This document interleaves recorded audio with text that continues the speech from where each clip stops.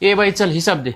हिसाब? कशाचा हिसाब? जे मी तुला दर महिन्याला 20,000 देतो ना त्याचा हिसाब. तुम्ही आता तुमच्या बायकोला हिसाब मागणार? याच्यामध्ये काय चूक आहे? मला माहित तर राहावं ना की पैसे कुठं कुठं यूज व्हायला ते. चल सांग आता. 2,000 कामवालीला दिले आणि 4,000चा भाजीपाला घेतला, 5,000चं राशन आणि बाकी काही बिल्स आणि 4-5 हजार माझा खर्च. तुझ्या पर्सनल खर्चासाठी 4-5 हजार? ना तुला कोण्या पार्टीचा शौक आहे ना तू कुठं शॉपिंगला जातोस, मग एवढे पैसे कुठं खर्च करतोस तू?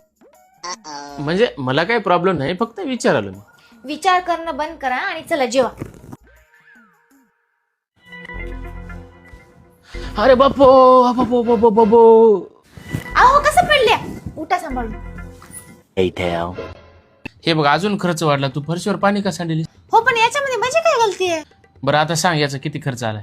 1 रुपया पण आला नाही. म्हणजे मी जे पैसे सेव्ह केले ना, मी त्याचा हेल्थ इन्शुरन्स घेतलाय, कारण मला प्रत्येक वेळी वाटायचं की हेल्थ इमर्जन्सी कधी पण येऊ शकते. आणि बघा असं कधी काय झालं असेल तर काही बॅकअप पाहिजे की नाही. आता किती कामाला आलं? अरे मग तुम्हाला विचारली का नाहीस? महाग पडला असेल ना?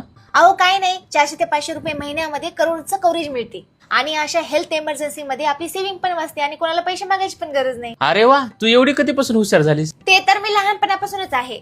आणि तुम्हाला माहिती आहे का, याच्यामध्ये मॅटर्निटी बेनिफिट्स पण मिळत आहे. 6 महिन्याच्या प्रेग्नन्सी मध्ये पण इन्शुरन्स घेऊ शकता आणि 3 महिन्याच्या नंतर क्लेम पॉसिबल आहे आणि 50,000चा फिक्स बेनिफिट डिलिव्हरीसाठी मिळत आहे. हा बरोबर आहे. तुमच्या माहितीसाठी मी बायोमध्ये एक लिंक दिली आहे, तिथे तुम्ही एकाच ठिकाणी सर्व विश्वसनीय विमा भागीदारांची तुलना करू शकता आणि 25% सूट आणि 30 मिनिटाचा क्लेम सपोर्ट सह सर्वोत्तम आरोग्य विमा निवडू शकता. लिंक चेक करा.